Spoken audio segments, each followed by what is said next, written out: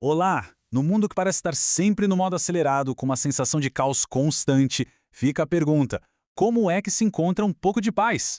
Pois é, hoje a gente vai buscar essa resposta numa sabedoria antiga, mas que, olha, nunca foi tão atual. E nossos guias nessa jornada são dois mestres do estoicismo, Sêneca e Epicteto. Para começar, vamos pensar um pouco nessa frase do Sêneca. Ele não está falando de enjoo de barco, claro. É uma metáfora para aquela inquietação que vem de dentro, sabe?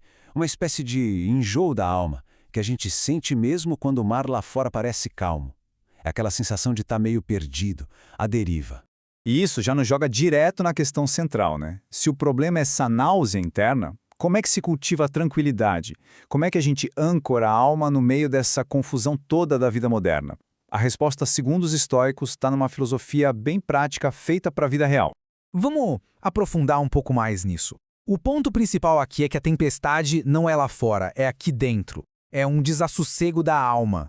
É aquele estado de insatisfação, de tédio, de mudar de ideia toda hora que o Sêneca descreve tão bem. Aquela sensação de que, puxa, tá sempre faltando alguma coisa.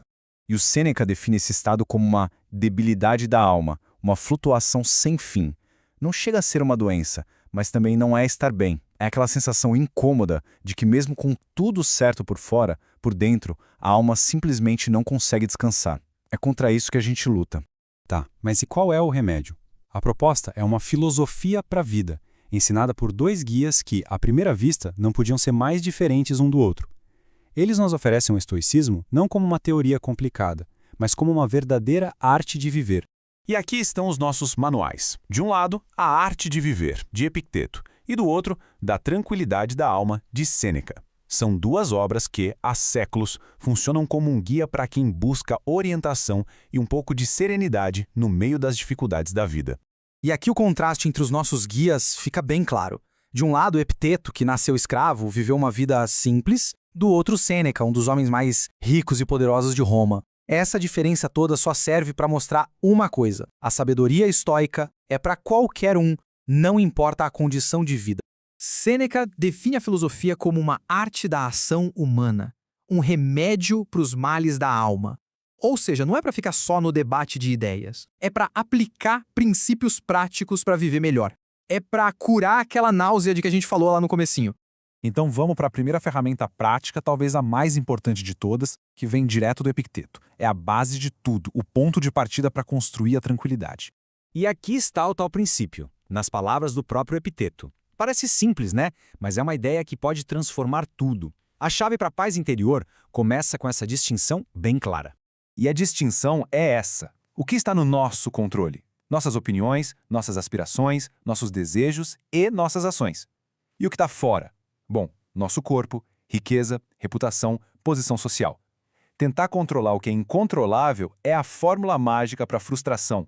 Então, o pulo do gato é este. Quando a gente direciona toda a nossa energia só para o que a gente pode, de fato, influenciar, que é o nosso mundo interior, a gente se torna, como diz Epicteto, imune a coações. É aí que a gente encontra a liberdade de verdade, porque ninguém pode nos forçar a pensar ou agir contra a nossa própria razão. Ok, entendemos onde focar a energia. A questão agora é, como exatamente a gente gerencia esse mundo interior? É aqui que a filosofia fica ainda mais prática. Essa aqui é outra pérola do Epicteto. O poder não está em evitar problemas, até porque isso é impossível. O poder está na nossa capacidade de interpretar o que acontece. O mesmo evento pode ser visto como uma catástrofe ou como uma chance de aprender. A escolha é nossa. E o Sêneca nos dá um roteiro. Primeiro, é preciso se autoavaliar com honestidade, conhecer as próprias forças e fraquezas. Segundo, escolher bem as amizades, porque, como ele diz, os vícios entram sutilmente pelo contato. E terceiro, cultivar a simplicidade, para que a felicidade não dependa de riqueza ou de coisas externas. Agora vamos ver como essa tranquilidade que a gente constrói por dentro se transforma numa vida com propósito no mundo lá fora. Porque não se trata de uma filosofia de isolamento não, mas sim de um engajamento consciente. Os dois filósofos concordam que a boa vida é uma mistura de reflexão e ação. Sêneca fala em equilibrar o tempo a sós com a vida pública. Epicteto, em desempenhar bem o papel que a vida nos deu, seja ele qual for. O objetivo final é ser útil, viver em harmonia com a nossa natureza racional e social. E aqui vem um ponto que é libertador. Epicteto deixa claro que a jornada filosófica não é sobre alcançar uma perfeição que não existe. É sobre o esforço de cada dia, sobre o progresso, mesmo que pequeno. Cada dia é uma chance de ser um pouco melhor, um pouco mais sábio. E qual é o destino final dessa jornada toda? Sêneca dá um nome para isso. Eutimia.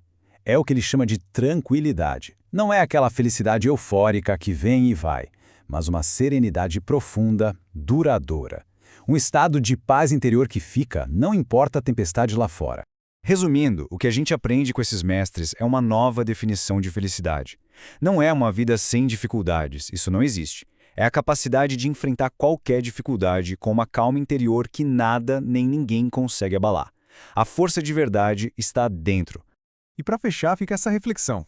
Com base em tudo isso que a gente viu, olhando para aquele círculo de controle, as próprias opiniões, reações e escolhas, qual é a única coisinha que pode ser ajustada hoje, agora mesmo, para cultivar um pouco mais dessa tranquilidade?